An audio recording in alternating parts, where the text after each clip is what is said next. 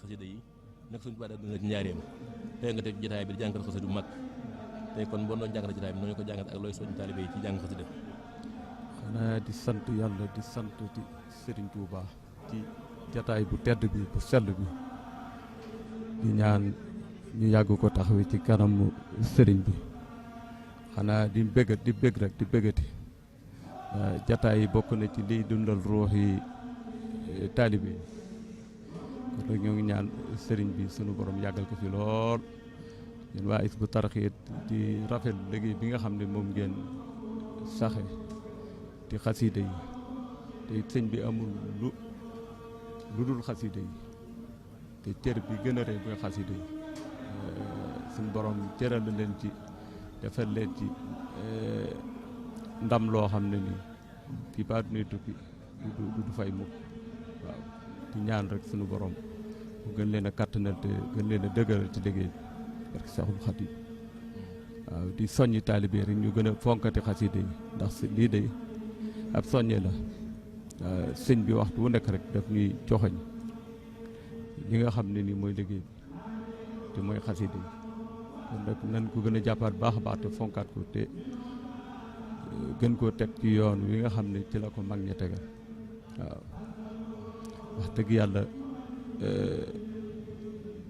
fii ko ndaw ñi teg gecceel na démb ji ndax tey sëñ bi dafa wax ne sama tey ju nekk dana gecceel sama démb waaye sëñ bi bu del si woo rek nii ngeen koy jàng du ngeen ko soppi mukk kon nag ñoo ngi ñaan suñu borom mu saxal leen te kattanal kuréel bi defal leen ngërëmul sëriñ bi ci xasida waaw. bisimilah bak sëñ Tuubaa kon sama sëriñ ñu ngi lay ziare yaa ngi jotaay bi fii ci résidence bi nga xam ne fi lañu jàng xasida yi nga xam ne mooy xasida Seexul Xadiim yi ci kanam Cheikh Mouhamadou Mountakha nga def jàngkat teew fi rawatina tey kuréel 1 di jàng jotaay bi noo ko doon jàngate ak njàng mi.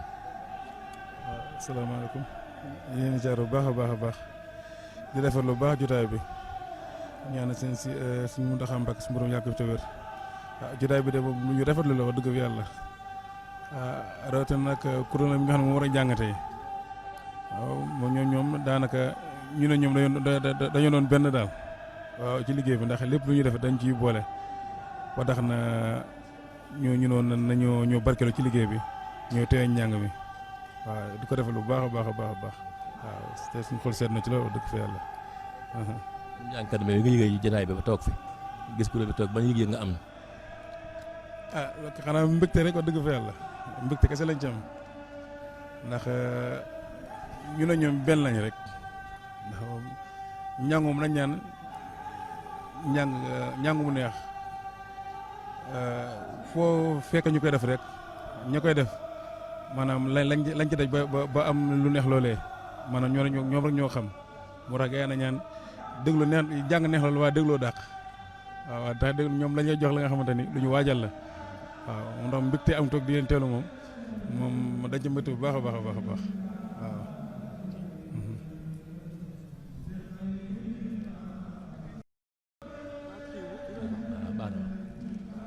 asalaamaaleykum wa rahmatulah mu ñu ngi lay ziare ci jotaay bi teew nga teew fii ci kër Seexul Xadiim ci kanamu Cheikh Mouhamadou Mountakha ñu war a jàng xasida tey kuréel 1 Dakar war a jàng tey nga ab jàngkat kon ci doon soññ. waaw asalaamaaleykum wa rahmatulah ñu ngi ziar mbokk taal bi yëpp am mbégte rek ñëw teewaat fii tey comme ni ñu koy defee yàlla def na weeru koor bi bu jotee dañuy fexe di am yitte sa weekend bu jot ñu jugee Dakar. ñëw te jotaay bi ndax mbégte guñ ci am ñu koy def ay at boobu ba léegi nag ñu am si di sam tawfeex bu baax a baax yàlla dogal ñu am kóllëre ak waa kuréel gi itam ak waa daara ji ñu si bëri di ko def chaque at di ko rafetlu ñu xam ne nag murid yëpp bëgg nañ ci waaw murid gi yëpp bëgg nañ ci ndax muy fii ak Dakar ak yëpp fépp foo dem nit ñaa ngi taal seen i télé di xaar waxtu wi waaw kon ñu loolu nag tawfeexu sëriñ bi la ak lépp lu nga xamante ne yàlla dogal na mu jublu ko suñu borom da si def tawféex ba mu mun a jàppandee comme ni ñu koy defee waaw ñun nag ñu ngi koy def at yi yëpp ëpp na juróomi at ba mu tàmbalee ba léegi weekend bu jot dañuy bàyyi suñu yiteeb jóge Dakar ñëw teewlu ci njàng mi ndax tawféex buñ ci am waaw kon ñu koy rafetlu bu baax a baax yàlla na yàlla na gën a tawféexe rek si at yi ñëw sunu borom bàyyil fi sëñ Muntaxa mu am wér am tal am mën-mën ak kattan ak lépp ba ñun ñëpp ñu bokk di ko gën a yaatu muy gën a yaatu nag waaw jërëjëf ok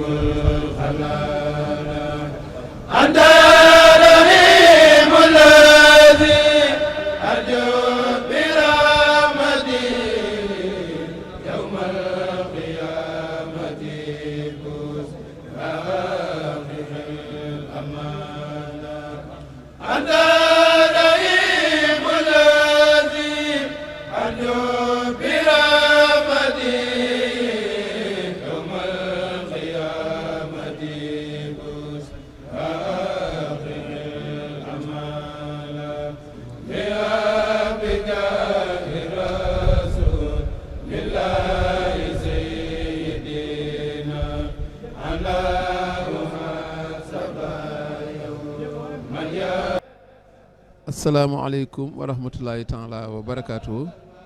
Yéen ñi topp suñu programme fii ci salle bi ñuy yëkkatee xasida yi bi koor gi tàmbalee ba léegi mu nekk fii ci sowu jumaa ji kër Sëñ Tuubaa gi ñu ngi nuyu ñëpp di ziar ñëpp di ñaanal Cheikh Mamadou Mountakha Mbacké suñu borom yàggal ko fi loolu te mu ànd ak wér. tey nag di bisub dibéer ñaar fukki fan ak ñaar ci weer Ramadan dëppoo 24 avril 2022 ñuy fas yéene jottali leen programme bi nga xam ne waa kuréel 1 régional bu Dakar ñoom moom la ñuy jàng tey ci njiital sëñ Ablaye Diop mi jiite kuréel gi. loolu tam moo waral ñu dalal kenn ci ñoom muy sëñ Abdoulaye Mbaye ngir mu dottali ni programme yi ci war a jàng. lu jiitu loolu ñu yëgal leen ne Hizbut Tarqiyyah bu Mbour seen kuréel ñoom ñooy ñi nga xam ne ñooy gàttuñu sëriñ bi ñoom tamit ñoo ko war a gunge bu njàng mi àggee kon sëñ Abdoulaye gannaaw buñ la nuyoo sant la ci teewaay bi ñu bàyyi la rek nga jottali li nga xam ne moom mooy li ñu fi war a jàng tey ci kanam tuuti bu sëriñ bi yegsee ba keroog njàng mi di mat incha allah. asalaamaaleykum wa rahmatulah wa barakaatu. jërëjëf Baye Mansour ñu ngi lay siyaar bu baax di leen ñaanal bu baax ci weeru koor gi li ci jaamu yàlla yëpp suñu borom nangu ko tabaaraka Cheikh Mouhamadou Mountakha. waaw comme ni nga ko waxee tey njàng mi tey nañ ko ubbee xasida faqri ilal waasixin daa ji sëriñ Alaaji Siise buñ noppee teg ci yaqulu man laysa zaalu ahmada muy sëriñ Moussa Si buñ noppee teg ci salaahi fadlillahi mu nekk sëriñ Aliou Fall buñ noppee teg ci faaraxtu lillahi daa ji sëriñ Mahi Guèye buñ noppee teg ci maramiya hindallahi ñu teg sëriñ Bolle Mbay wala maramiya hindallahi sëriñ Aliou Fall waaw buñ noppee teg alaa man ak daaju sëriñ Abdou Khadir Sey bu noppee war ko tëjee nag xaaloo lier kan waa kër sëriñ Massamba kon tey loolu mooy li ñu waajal ci programme tey bi jërëjëf waaw. leeral tam na njàng mi diirub waxtu lay doon bés comme ni ñu ko doon defee baax bu nekk. waaw na jërëjëf sëñ Abdoulaye ñu ngi lay sant bu baax kon ni ngeen ko déggee kon mooy xasida ñu fi war a yëkkati ci kanam tuuti bu sëriñ bi yegsee ñu lay sant bu baax sëñ Abdoulaye mën nga dellu ci kuréel gi gannaaw nit ñaa ngi lay xaar. muy kon sëñ Abdoulaye Mbaye di kenn ci kuréel gi nga xam ne ñoom ñoo war a jàng tey muy kuréel régional. Nous venons donc de vous servir le programme qui sera déclamé ici dans cette grande salle qui refuse du monde chaque jour et qui est dédiée à la déclamation des écrits de Cheikh Ahmadou Bamba. Aujourd'hui, c'est le groupe régional, c'est le kuréel régional de Hizbut Tarqiyyah qui sera à l'honneur sous la direction de Serigne Abdoulaye Diop, le maître de chœur. Et la déclamation se fera à partir de 17h30 et durera une heure d'horloge. Et le kuréel qui vous entendez en train de déclamer, attendant l'arrivée du Khalif, c'est le kuréel 1 de la Daara Hizbut Tarqiyyah de Mbour, qui a la charge également d'accompagner le Khalif dans cette tâche, qui va le raccompagner une fois la déclamation terminée. Et nous allons revenir, Inch'Allah, après la déclamation, qui va durer une heure. Vous voyez donc l'entourage du Khalif qui est en train d'arriver dans la salle. C'est dire donc que le programme va bientôt démarrer. Nous vous laissons donc vous concentrer. Et nous revenons tout de suite après la réclamation, Inch'Allah. Merci.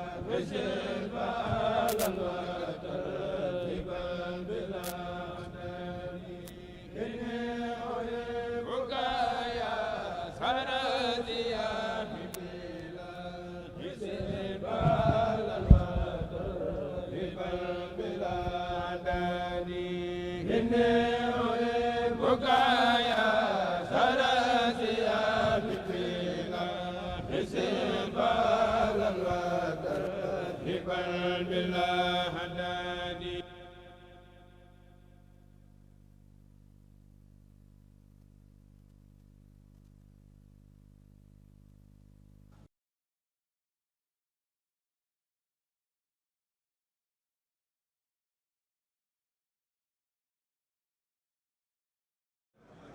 Vous qui nous suivez donc sur Al-Mouridia et sur tous les autres supports, et où que vous puissiez vous trouver sur Terre, en ce monde, dans les différentes localités, ici et ailleurs. Vous avez vécu en direct la déclamation sur les écrits de Cheikh Ahmadou Bamba, et le courriel régional de Dakar a été à l'honneur. Ils ont déclamé plusieurs titres et le programme vient de se terminer. Le répertoire est complet, ils ont tout déclamé devant le Khalif. Demain, Inch'Allah, c'est le courriel 1A de Touba qui sera à l'honneur. Ce courriel dont le maître de chœur est Serigne Cheikhouna Diagne. Et le courriel 4A de Dakar aura la charge d'accueillir le Khalif et de le raccompagner. Nous allons à présent aborder notre deuxième rubrique, les relations sur les écrits de Cheikh Ahmadou Bamba.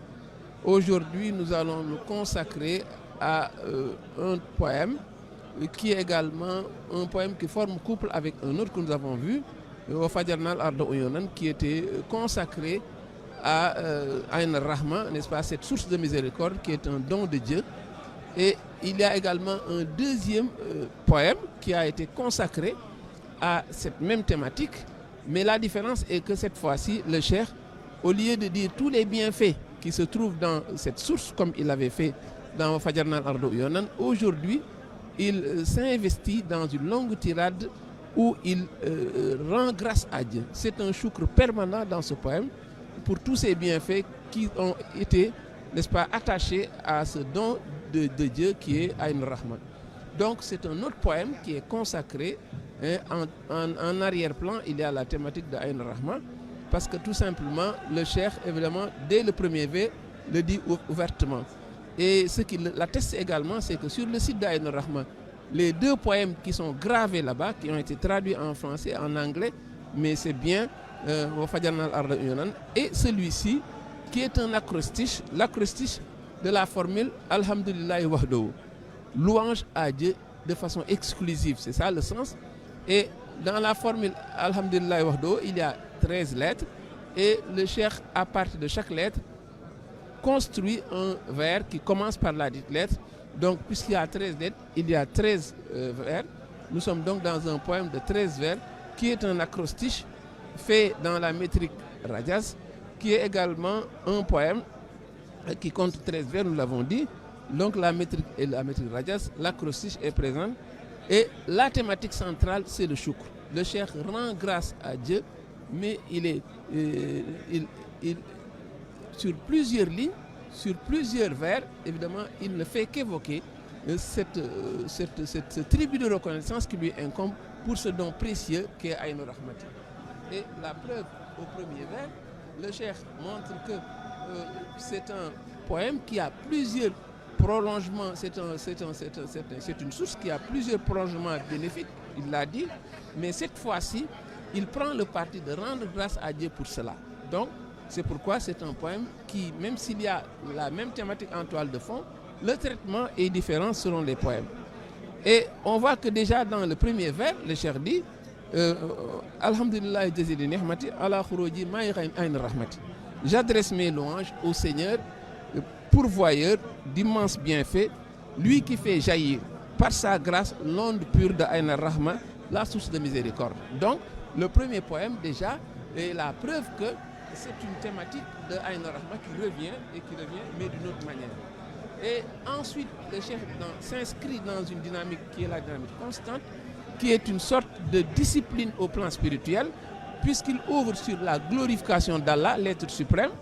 Le vers suivant est une prière sur le prophète, et le troisième vers est un renouvellement de l'allégeance, n'est-ce pas, par l'intermédiaire du prophète. Car au vers 3, il dit « Toi à qui appartient la totalité de mon être et de mes actions ». Et là, nous sommes donc dans vraiment une succession qui est une hiérarchie bien fixée, et le cheikh, bien sûr, évidemment, respecte cette hiérarchie-là. Ensuite, le reste est une longue tirade de 7 vers où le cheikh égrène, n'est-ce pas, sa reconnaissance envers son Seigneur. Et c'est un chapelet de bienfaits qui sont juxtaposés, et dans chacun des vers, on sent une surcharge de positivité qui est liée au bénéfice, n'est-ce pas, qu'il a eu par le biais de cette source de miséricorde. Et le cheikh, n'est-ce pas, s'étale sur plusieurs vers sur la reconnaissance envers Dieu. Au vers 3, il dit Afistana Yamanlo Kuliyati, tu nous as protégés, toi à qui appartient la totalité de mon être. Ensuite, au vers 4, tu nous as gratifié du salut, dit-il. Au vers 5, me comblant de joie, tu as exaucé ma prière, point d'hostilité, point de tyrannie. Le vers 5, déjà, lui, est surchargé de bienfaits par rapport aux autres vers. Au vers 6, il ajoute, tu m'as offert ce que les créatures ont de bon, et tu m'as épargné de ce qu'elles ont de mal. Au vers suivant, le vers 7, ô toi qui m'es favorable, tu m'as garanti le viatique. Vers 8, tu m'as satisfait en m'apportant les bonnes nouvelles, que tu sais bien. Ô toi qui m'as réservé un fameux secret bien scellé. Au vers 9, m'ayant accordé la guidée infaillible, je ne saurais nullement être égaré. Et le vers 10, le cheikh est toujours dans cette thématique de la reconnaissance, mais il opère un glissement parce que l'objet de la reconnaissance, cette fois-ci, c'est la ville sainte de Touba. Donc, deuxième thématique qui vient s'inviter dans le poème, nous l'avons dit, il y a toujours un prétexte, mais le cheikh, n'est-ce pas, convoque d'autres thématiques qui viennent en appoint dans la thématique générale. La thématique ici, c'est Touba. Et qui connaît l'attachement du cheikh à la ville de Touba, on ne s'étonne pas que la thématique de la ville de Touba puisse s'inviter ici. Au vers 10, le cheikh dit « Ô protecteur qui m'a placé à Touba ». Et il rend grâce donc à Dieu de l'avoir placé à Touba. La thématique donc de sa ville sainte revient ici. Et quand il dit « Watantani ya hafizi fi Touba », toi qui m'as placé à Touba, dit-il. Et ce n'est pas une chose, n'est-ce pas, qui étonne parce qu'on sait la longue quête Touba est un aboutissement d'une longue quête qui l'a fait quitter Mbacké Baol, qui l'a fait quitter Mbacké Baol pour Dar Salam et ensuite pour arriver à Touba. Donc l'aboutissement de Touba, et à l'issue de son arrivée à Touba, il avait dit un propos très fort montrant que quand il est arrivé en ces lieux, Allah a annihilé tous ces obstacles. Donc, rien d'étonnant qu'il évoque la thématique de Touba. Et l'attachement de la ville de Touba se lie également dans la prière qui suit au vers 11. Il dit « Entoure-la de garanties contre l'épidémie et le désastre ». Et il réitère l'option qu'il a pour Touba, parce que ce poème est un prétexte, nous l'avons dit, mais le cheikh a des thématiques chères, a des préoccupations chères, et quand l'occasion se présente, il ne la rate pas pour réitérer ce qui le préoccupe. Et il dit qu'elle soit sans conteste une ville de dévotion. Donc Touba, ville sainte, ville de dévotion, ville d'adoration de Dieu, mais c'est véritablement ce qui cadre avec le statut de la ville, et le cheikh le réitère ici. Au vers 13, le poème se clôt. Ce sur pourquoi, n'est-ce pas, sur pourquoi on disait que, mais c'est l'ADN du cheikh. L'ADN du cheikh, c'est la reconnaissance, c'est la louange du prophète. On ne saurait voir un poème aussi court soit-il, sans que le cheikh, n'est-ce pas, évoque cette louange, ce qu'il appelle une dette de reconnaissance qu'il doit honorer, n'est-ce pas, vis-à-vis du prophète. Et il le fait dans ce poème. Et il le dit comment? Donc, il considère que c'est une louange qui est nécessaire, c'est une dette, et le propos est très succinct, mais il est très fortement marqué par le nom par lequel il convoque le poète. Il l'appelle Abdikal Mouchafai. Donc, ton esclave intercesseur. C'est un terme glorieux, mais qui montre la carrure du prophète. Au final, c'est une véritable, n'est-ce pas, louange qui est adressée au prophète, et cela ne peut pas manquer. Et comme si le poète considérait que la louange a été courte, même la prière de clôture est consacrée à lire les louanges du prophète Mohammed, paix et salut sur lui. Quand il dit, n'est-ce pas, accorde à l'auteur de ses vers, pour chacune de ses lettres, la reconnaissance d'une louange et d'une reconnaissance à jamais agréée. Mais c'est ce qu'il ajoute qui est important. Prie, dit-il, pour lui-même, il prie pour lui-même, mais il dit procurant la joie du prophète. Ça veut dire que toute cette prière qu'il a adressée à sa propre personne, et ce tribut de reconnaissance, il le réinvestit sur le prophète, disant que, n'est-ce pas, que cela puisse procurer la joie du prophète. Et au final, c'est ce qui le préoccupe. Quand le cheikh parle de toutes ces thématiques, mais il l'inscrit dans ce qui est sa préoccupation profonde, à savoir la louange du prophète. Donc la louange ne pouvait pas manquer, et c'est véritablement ce sur quoi le poème se clôt, puisque la prière de clôture est consacrée au prophète Mohammed, paix et salut sur lui. C'était donc cette relation sur ce court poème de 13 vers, mais qui vient compléter ce duo avec Fajjarnal Ardo Yonan, 2 poèmes consacrés à évoquer la source de miséricorde qui est Aïn Rahma, et qui est là pour nous conforter dans ce don précieux que tous les musulmans peuvent, n'est-ce pas, visiter, n'est-ce pas, peuvent aller, n'est-ce pas, boire de cette eau dont l'onction a des bénéfices qui ont été largement étalés dans Fajjarnal Ardo Yonan. Merci donc, et à demain, nous reviendrons sur un autre Khassida de Cheikhoul Khadim, et bon Ramadan à tous.